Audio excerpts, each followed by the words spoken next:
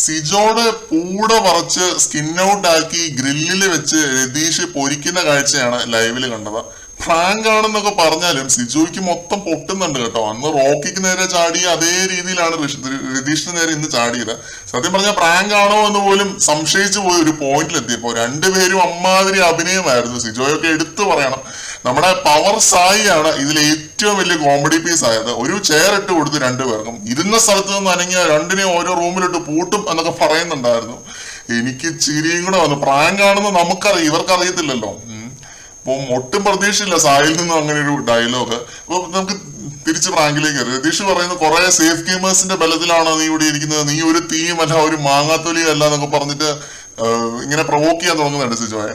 അങ്ങനെ ഒന്നും രണ്ടും പറഞ്ഞ് പ്രാങ്ക് ഇങ്ങനെ തുടർന്ന് പോയിക്കൊണ്ടിരിക്കുകയാണ്. അപ്പോഴാണ് ബിഗ് ബോസ് രണ്ടുപേരെയും കൺഫെഷൻ റൂമിലേക്ക് വിളിപ്പിക്കുന്നത്.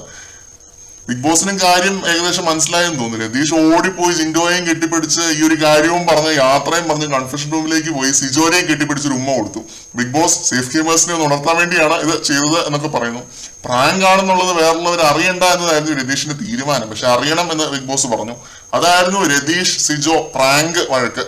പ്രാങ്കുകളാണ് ഈ ആഴ്ച മൊത്തം. ഇതിനെക്കുറിച്ച് നമുക്ക് അറിയാമായിരുന്നത് കൊണ്ട് വലിയ ഇൻട്രസ്റ്റിംഗ് പ്രാങ്ക് ആയിട്ടൊന്നും തോന്നിയില്ല. അഭിനയ പ്രാധാന്യമുള്ള ഒരു പ്രാങ്ക് ആയിരുന്നു. അതിൽ രണ്ടുപേരും ഒട്ടും തന്നെ ഓവറാക്കിയില്ല. പിന്നെ പോയിന്റുകൾ പറഞ്ഞുള്ള ഒരു വഴക്കൊന്നും അല്ലായിരുന്നു, വെറുതെ കച്ചറ ബഹളമായിരുന്നു, കച്ചറമയമായിരുന്നു. അതുകൊണ്ട് ആ രീതിയിൽ ഒരു ഇൻട്രസ്റ്റിംഗ് ആയിട്ടൊന്നും തോന്നിയില്ല. എന്നാലും കൊള്ളാം, രതീഷിന്റെ ഐഡിയ കൊള്ളാം. സേഫ് ഗെയിമേഴ്സിനെ ഇളക്കുക എന്നുള്ളതായിരുന്നു പുള്ളിയുടെ ഐഡിയ. അത് കൂടുതൽ ലൈവ് അപ്ഡേറ്റുകളുമായിട്ട് വീണ്ടും കാണാം.